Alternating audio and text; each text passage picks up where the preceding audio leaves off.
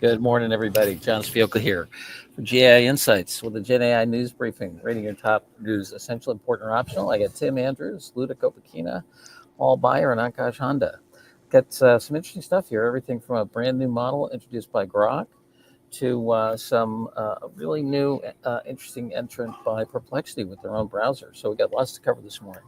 Ankash, if you could start us off with the first article, please. Oh, and of course, if you want to follow along with the articles, just go to gaiinsights.com/articles. And also, if you're watching us on YouTube or LinkedIn, please like and or, subscribe.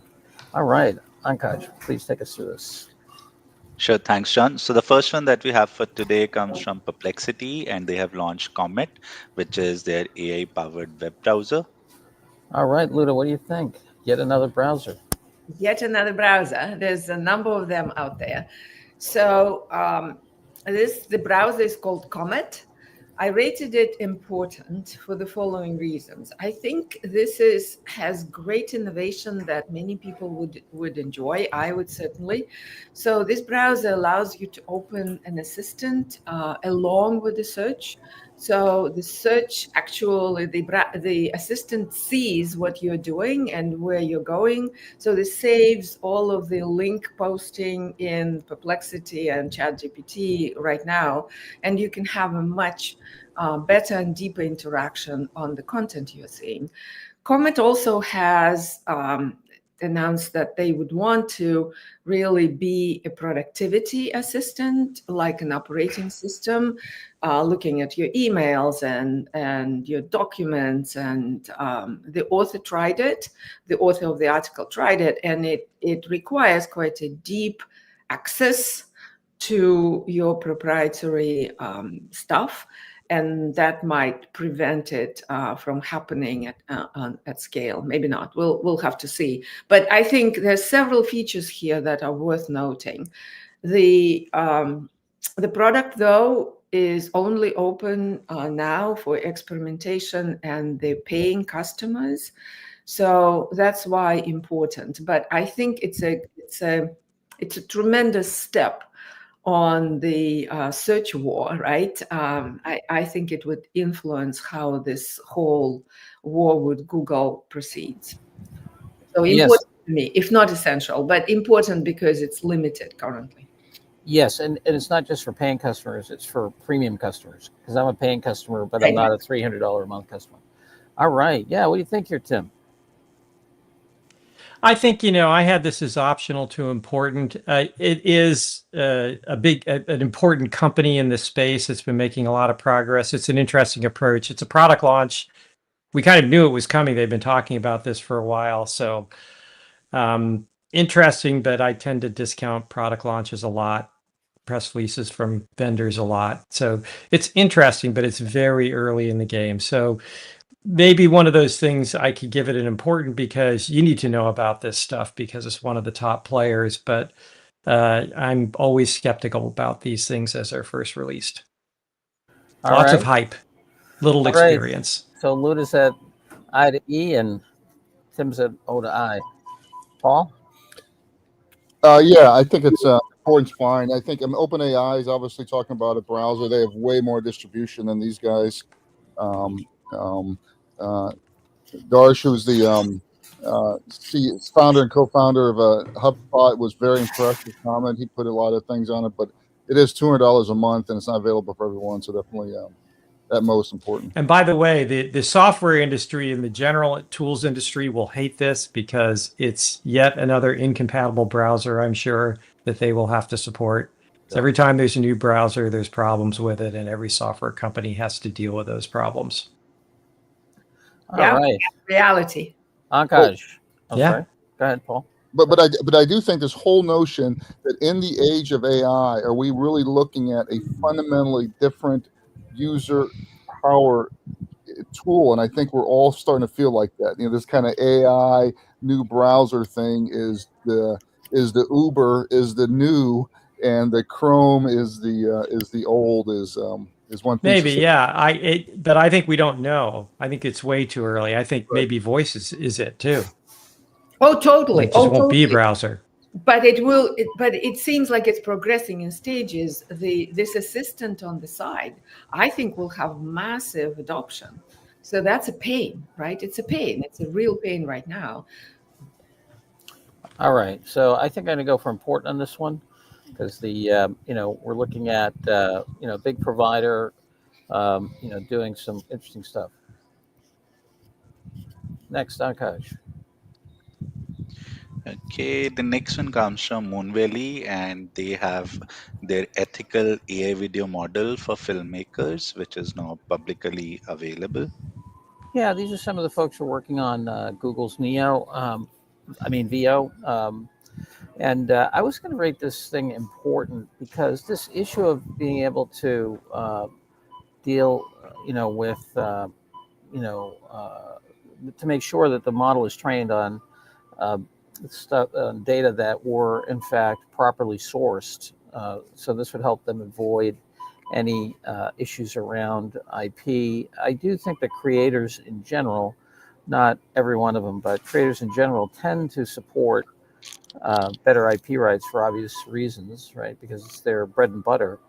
So I was going to, because of its provenance, I was going to give this an important, and it is available now. And so I thought that not essential because it's in the category of everyday miracles, but because of its, legally and ethically sourced origins, I was going to give it important. But what do you think here, Ankaj? John, I think it's an important development because we have seen all kind of video models from Midjourney, Runway, Pika, and others, but none of them has this ethical consideration built into it. So the point that you mentioned, I think that is very important for commercial use. So I think an important development. Yeah, all right. Tim, where are you on this? Product I can announcement, go with important. optional. It's a product announcement and a very crowded space with some real leaders like Runway and Luna. So on the general business front, I would probably give it an optional. Also, it's pretty specific to video generation. So for anybody in the video world, it's pretty important, definitely. For people outside of the video world, maybe not so much. But I agree with you that the provenance issue is important here. So I can go with important because of that. All right, Luda. Yeah, I agree with Jim. Exactly the point that its ability to unleash all of those independent filmmakers, really, and that's important. Paul? I think we just saw a recent ruling, a case law on the tech side, where one of the courts said if you legally bought the book, you're allowed to train your data. So I think there's still a whole bunch of case law being formed on, what really is ethically sourced here. This is optional. I wouldn't fight important, but it's a niche feature, and it's unclear that is this a feature or a whole new product category. This ethically sourced stuff feels like a feature of whoever ends up being the leader. All right, I think I'm going to stick an important on this one. Akash, let's go to the next one. I also want to point out something that from our last conversation that Vivek and Ashish are saying. This back to the Perplexity article. This notion that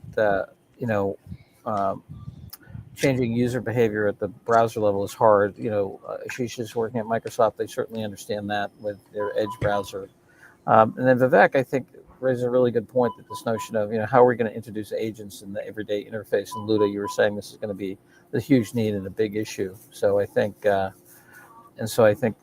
and Ashish is talking about, really, we're talking about architecturally different thing. Well, and remember, Google built lots of moats beyond their dominant brand. Sure. So again, we were just talking about, one more browser is a pain. That's why Google is one of the reasons it's still the dominant browser, because Google is the browser. So everybody develops for that browser, makes sure their stuff works for them, and doesn't worry so much about Firefox and Bravo and all these Brave and all these other browsers. So they're going to have trouble fighting Google on that front. Yeah, for sure. All righty. Akash, next, please. Yeah, John, I just want to know, we certainly have seen user behavior change at the search level. So search going to LLM, all within one browser. Here we're kind of at the browser level, which is much more infrastructure. Yeah, I wonder with voice and so forth, you enter a different door, right? You enter through voice, Yep. and then so you Yes. come in through I the agree. agent. Correct. Um, many years ago, I had a team at Digital Equipment Corporation, God rest his soul, when they had Alta Vista, which was really, I thought, better than Google at the time, and we were trying to convince Digital that Alta Vista should be the entrance to all operating systems. It should sit above applications and the rest of the operating system. That you start with search as a paradigm, because Alta Vista had an incredibly efficient kernel, and ran at the machine level, the network, the local network level, the wide network level, and then the internet. And so you could, and it was a much better paradigm than any of the capabilities to find files and applications and so forth. But unfortunately, they were getting some lousy advice from a very large consulting company, and they sold themselves Compact. Alrighty. Yeah. Yeah, it was Enough said. just enough said. And sold off the ARM technology, and I mean, just And well, what I was going to say is the browsers has become the operating system for most people right. already. It's just maybe as bad or even worse than MS-DOS as an operating system. So Sure. it's we just need to get rid of the browser. So I think that's one of the main reasons Voice or one of these others could succeed dramatically, is because the browser such hamstrings the environment so much. Yeah. Yep. Yes, as our friend Alan Kay would say, the kudzu has won. That doesn't make it right. Okay. Yeah, exactly. All right. Next, Ankaj. Okay, the next one comes from Google and talks about T5 Gamma model, a new collection of encoder decoder models. Yeah, Daniel Kahneman, man, he's making it all over the place here about System 1 and System 2 thinking. As my late departed friend Marvin Zonas said, Kahneman managed to write that book without mentioning Freud or Jung once, which is pretty amazing. But anyway, uh, so here we have System 2 thinking using encoder decoder adaptation as opposed to kind of System 1 thinking, if you will. It's the wrong article, John. This one's about small models. Oh, we're looking at on the screen a system.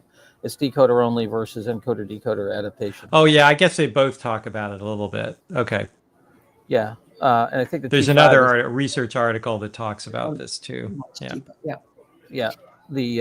I think this is the one that talks about how T5 is an encoder decoder adaptation and Yes, different size models. right. The small gamma models, right?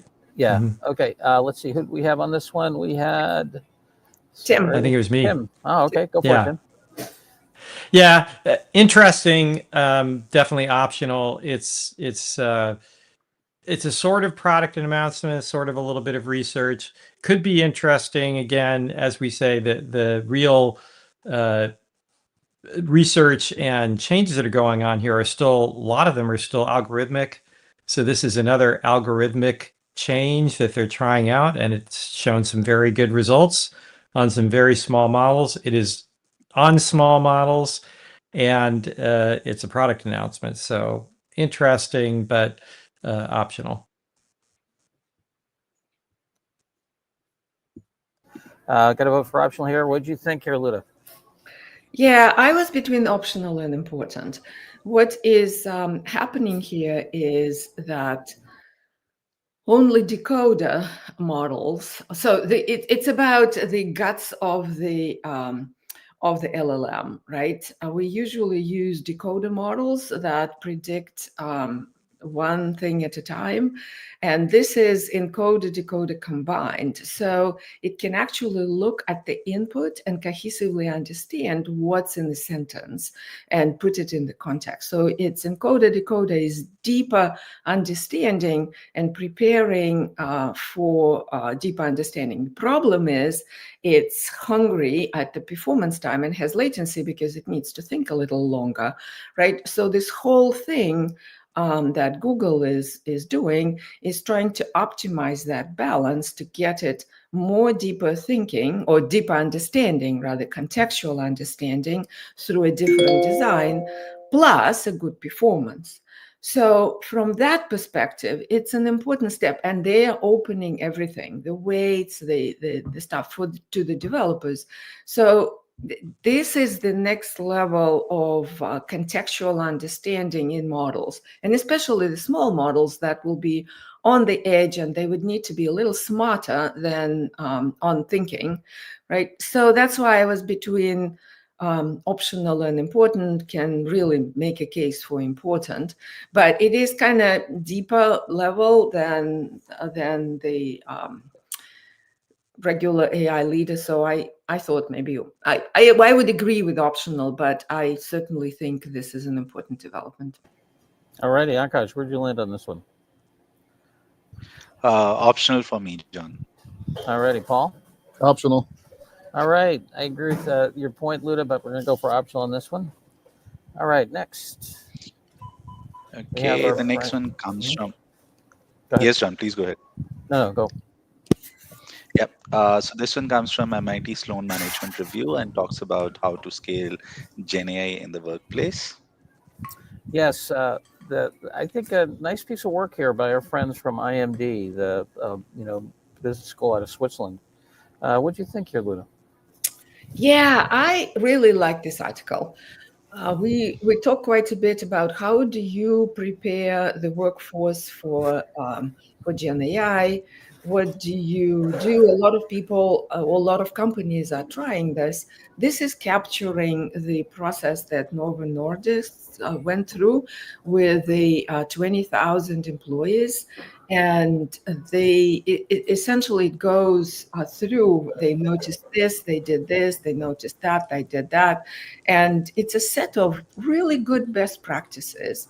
So it's between important and essential for me. I think they outlined the fact that we need to prepare functional rollouts rather than generic rollouts. The people who are knowledgeable in particular workflows would should be allowed a lead in propagating that through and training the younger folks who are not familiar with the workflows of the organization. So there's a number of really good best practices in here. So for me, it was an important article for sure, if not essential. All right, yeah, a lot of, and this is what I liked about it. Is it wasn't generic. It was like, okay, now once you get the dip in activity, which they documented, then it's like, okay, well, now you as a senior leader in a particular area need to do this. You know what I mean? I thought, anyway, in terms of interventions, I thought it was pretty specific. And Yankash, if you scroll down to the table, that table is worth something already. Absolutely, yeah. What do you think here, Tim? I gave this one an essential once I got to actually read it, and yeah, it's good. To a certain extent, again, we're so close to this, and and John, you and I in particular have been involved in a lot of these kind of efforts. So it's like, yeah, of course. But in fact, to have it documented, well written, well structured, and with the challenge points and how they got through it all, great, really great. And I think essential data. reading for anybody trying to scale up. I would make one minor addition from my experience, which is I've found the most successful approach to be combine the experienced worker with the young up and comer, because the young up and comers tend to be much more comfortable trying out new technologies and just have more knowledge of newer technologies and how people are using them. So they can be helpful kind of as almost as IT support. And but it's absolutely true that the more experienced people, when you get into technologies that involve anything more than pure productivity gains, hugely valuable because they understand the company and they understand the workflows much better than the junior employees. So we tend to think if it's purely just a automation, then the junior employees are fine. If it's just take this thing and make it go faster. But for anything transformative, the experienced employees are critical. And I also like the idea of doing it differently for different stripes, different strokes for different folks.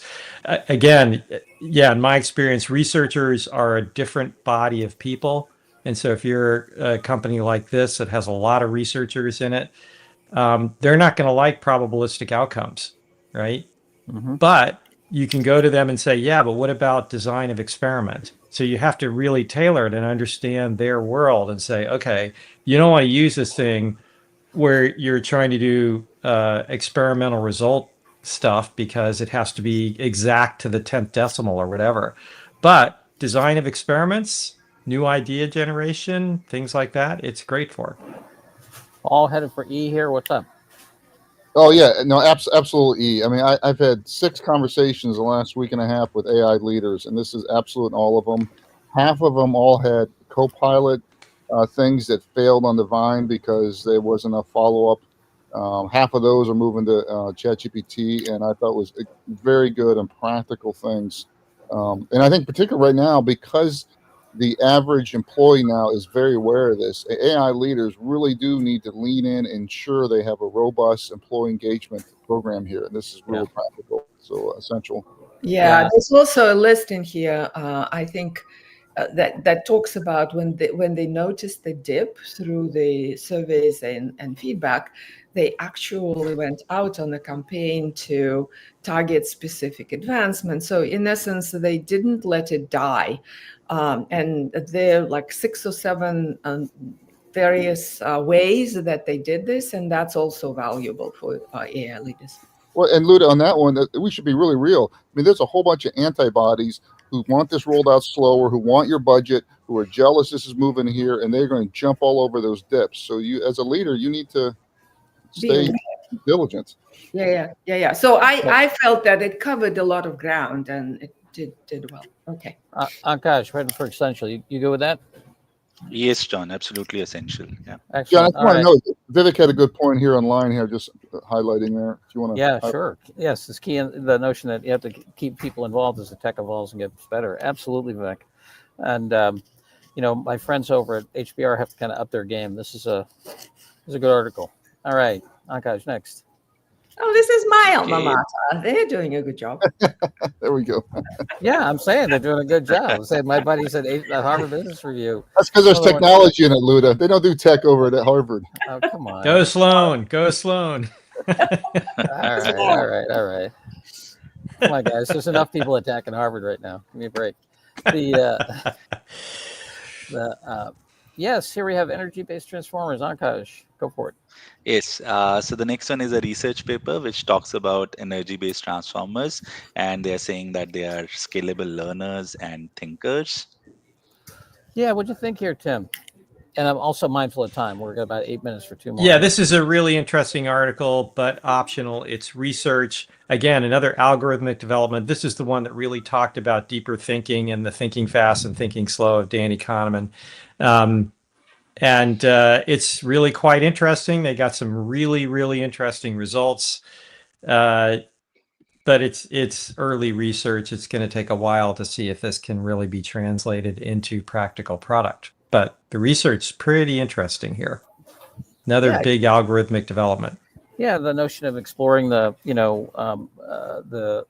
problem space and then having an energy gradient on alternatives. It's kind of, I don't know, it's kind of cool. But I agree. It's they are. This is why I don't underestimate these things. They are. This is because essentially that's how minds work. This is how biological minds work as well.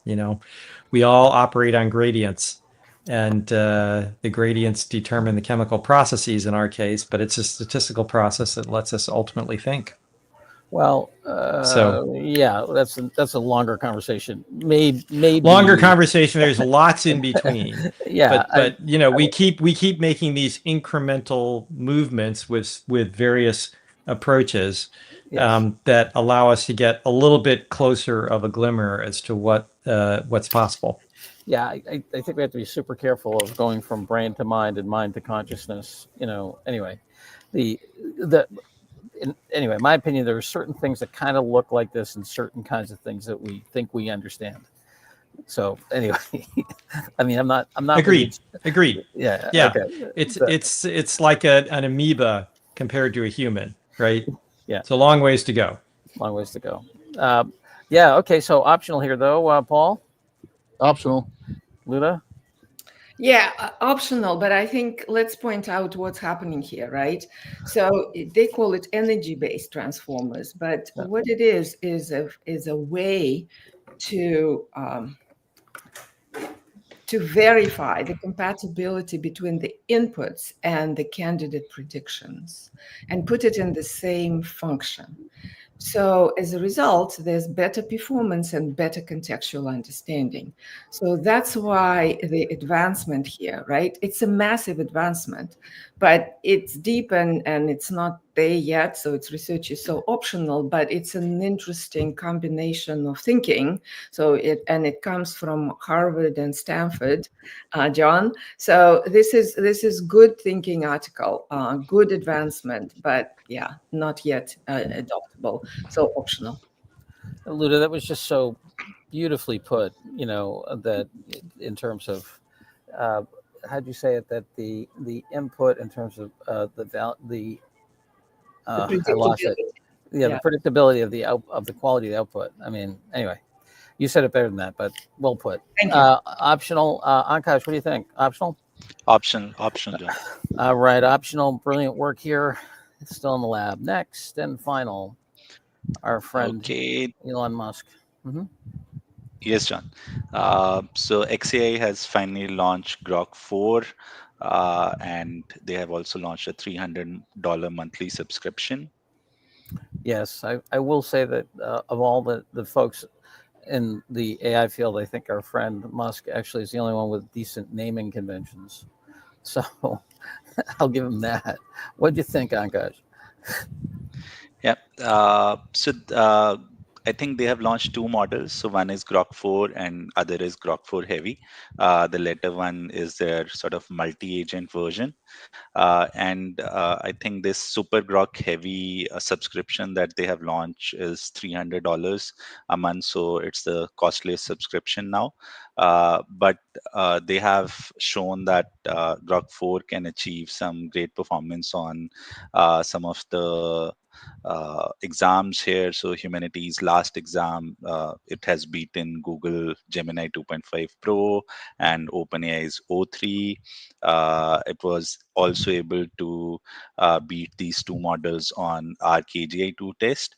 So I think some very good sort of performance scores, a good set of models, and they are also coming out with a coding model, a multimodal model, and a video generation model in next few months. So I think an important news will be interesting to see when it has the whole repertoire of models, how it is able to compete with OpenAI and Anthropic.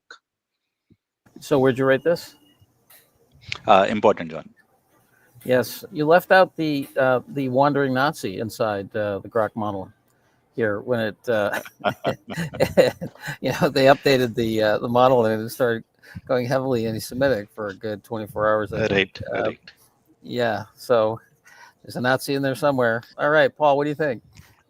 Yeah, so I think Super Grok is the name for Grok 4. Because when I go to Twitter, it now says Super Grok on the left in the free version. But when I go to grok.com, it says Grok 3, but then you pay for it. But I think this is important at best. It's more optional. I think Elon Musk needs to be watched. He just bought an overseas power plant to ship it to Tennessee to add more power, but definitely not essential. Tim, where are you? Yeah, I have to recuse a certain amount of myself because I just am so offended by this stuff in general. But I think you got to know about it if you're an AI leader. I don't think most businesses are going to go near this with a 10-foot pole right now, because of things like the anti-Semitic stuff and things that would get businesses in a world of hurt in a hurry. But it's powerful. I also think it becomes hard. It's like Google. It becomes harder and harder to dislodge the leaders. It's powerful, but it's not really any more powerful than anything from OpenAI or Anthropic. And if you're already doing work with them, why are you going to switch? I do think it is. It's another indication. Retailers, Twitterers, it's a cult thing. They're gonna sop this up, and as a money making business venture, Elon's gonna collect a bunch of $300 subscription because he's a cult personality. But I do think it's notable that we've got these billionaires who are founders: Zuckerberg, Elon Musk, Bezos, who they have their hands on the steering wheel and continue to make massive bets. And this is a good example of it. Yeah, well, we did our billionaire book, we found that to be true. When the billionaire was still in control, they were able to usually, evolve themselves to new things. You look at something like Disney. Disney went through 3 or 4 evolutions. As soon as Disney died, Roy and the board basically, Disney sells the same stuff that updated that Walt created, right? Yeah. And they don't Yep. have anything new. Well, my picture is the billionaires didn't care if they were billionaires. That's the difference. The billionaires cared about other things, and that's what made the difference in their decision-making processes. I certainly saw that with Steve Jobs. He didn't care if he had any money. I mean, he had tons of money, but he didn't care about it. And once you get other people in charge, all they care about is the money. Well And said. it changes the decision-making process immensely. Yeah. Yeah, So I John, wouldn't- for this one, it's still the. I mean, it's a little bit of a caricature, but Yeah. I don't think it's. I would say they're I think more it's about keeping the organization going, including the money. yeah. Mhm. More about steady as she goes rather than about the original ideas. Yeah. Yeah. And sorry, Disney Lou. was maybe the prototypical example of that. Yeah, He just- and Roy bailed him out of bankruptcy a couple times, so I understand why Roy was more conservative, his brother. Anyway, Luda, you were saying? Yeah. I was saying that it potentially is really optional news, because for the enterprise, this is not All right. there, right? He needs to Yeah. put it together. Okay, Yep. I'm for optional. All right, optional it is. Sorry, Ankaj, we're going to go optional. All right. If you give us a tote board, any announcements? Running over a little here. Yeah, we have a great learning lab this Monday. Chris Brock is going to walk through an app he developed with Lovable, and he is loving Lovable. So it's one of the Amazing. great tools out there that's taken off like crazy, and Chris has got a great use case. So join us at 7 Eastern at a learning lab. All righty, and see you all. Have a great AI day. See you tomorrow. Bye-bye, everybody.